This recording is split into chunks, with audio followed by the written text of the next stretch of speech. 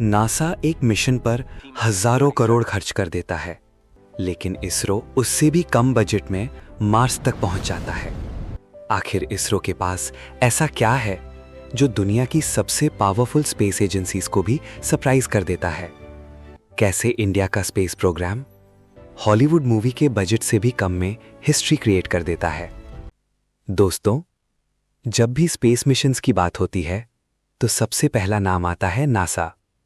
लेकिन पिछले कुछ सालों में एक और नाम पूरी दुनिया को शॉक कर रहा है, इंडियन स्पेस रिसर्च ऑर्गेनाइजेशन यानी इसरो।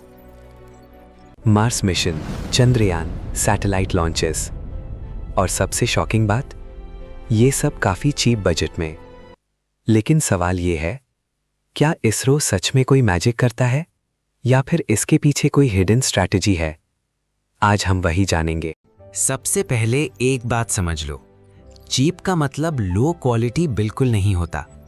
इसरो का फोकस होता है मैक्सिमम रिजल्ट, मिनिमम कॉस्ट, और शायद यही उसकी सबसे बड़ी स्ट्रेंथ है।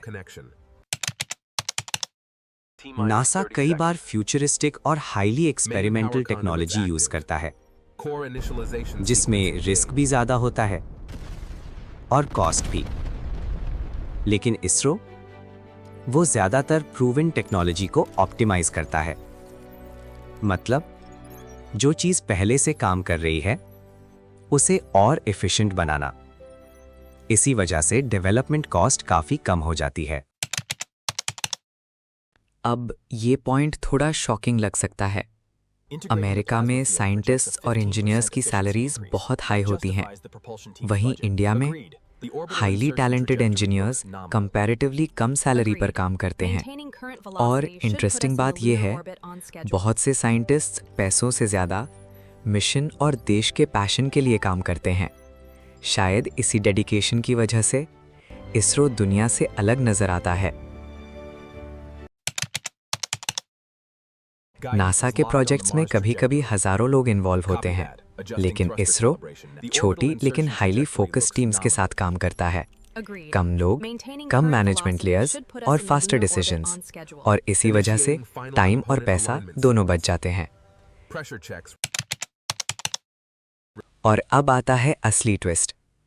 इंडिया में रिसोर्सेज लिमिटेड हैं, और जब रिसोर्सेज लिमिटेड होते हैं तब क्रिएटिविटी डेंजरस लेवल पर निकल कर आती है। इसरो के इंजीनियर्स हर चीज को कॉस्ट एफिशिएंट बनाने की कोशिश करते हैं। Example, Mars orbiter mission. India का Mars mission Hollywood movie Gravity के बजट से भी कम बताया गया था, और फिर भी मिशन सक्सेसफुल रहा। इसी एक मिशन ने पूरी दुनिया को शॉक कर दिया।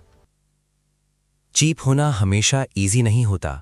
लिमिटेड बजट का मतलब होता है limited testing, limited backup systems और बहुत ज्यादा प्रेशर। एक छोटी सी मिस्टेक पूरा मिशन डिस्ट्रॉय कर सकती है, और स्पेस मिशंस में सेकंड चांस बहुत कम मिलता है। इसी प्रेशर की वजह से इसरो को हर स्टेप बहुत केयरफुली प्लान करना पड़ता है। अब फ्यूचर और भी इंटरेस्टिंग होने वाला है। इंडिया अब प्राइवेट स्पेस कंपनीज को भी सपोर्ट कर रहा है, और अगर इसरो इसी स्पीड से ग्रो करता रहा तो फ्यूचर में इंडिया ग्लोबल स्पेस मार्केट का एक सुपर पावर बन सकता है। हो सकता है आने वाले टाइम में दुनिया के कई कंट्रीज अपने सैटेलाइट्स लॉन्च करने के लिए नासा नहीं बल्कि इसरो को चूज करें। कभी कभी पावर सिर्फ पैसों से नहीं आती, कभी पावर आती है स्मार्ट थिंकिंग से, डिसिप्लिन से और इम्पॉसिबल को पॉसिबल मान लेने से। और शायद इसीलिए दुनिया आज इसरो को सिर्फ एक स्पेस एजेंसी नहीं बल्कि एक बजट जीनियस के रूप में देखने लगी है। अगर आपको ऐसे अमेजिंग डॉक्यूमेंट्रीज और हिडन फैक्ट्स वाली वीडियोस पसंद है तो चैनल को सब्सक्राइब करना मत भूलना, क्योंकि अगली स्टोरी और भी ज्यादा शॉकिंग होने वाली है।